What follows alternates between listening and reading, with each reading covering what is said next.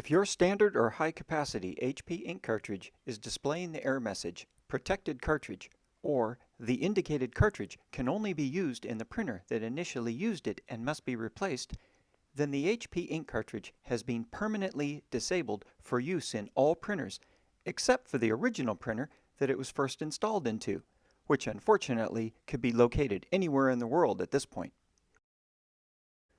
Always ensure the cartridge protection feature is turned off or disabled on your HP printer. You will need to disable this setting on your printer to avoid future cartridge lockouts.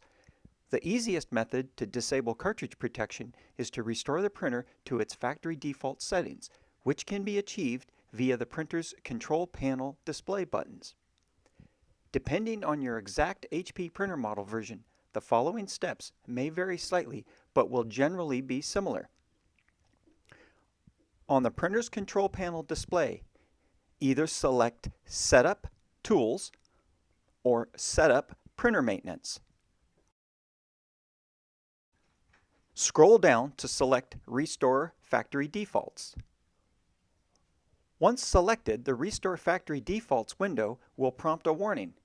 Click Yes or Continue to proceed with Restore Factory Defaults. After clicking Yes or Continue, the printer will proceed to restore factory defaults and restart automatically. The protected cartridge feature is now disabled. Unfortunately, if you currently have a protected ink cartridge installed, it will need to be disposed of and replaced with a new cartridge.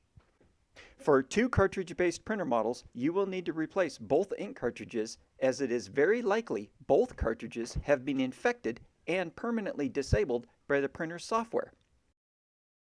Moving forward, any new HP ink cartridge installed in your printer will not be protected and may be reused or recycled for future use later.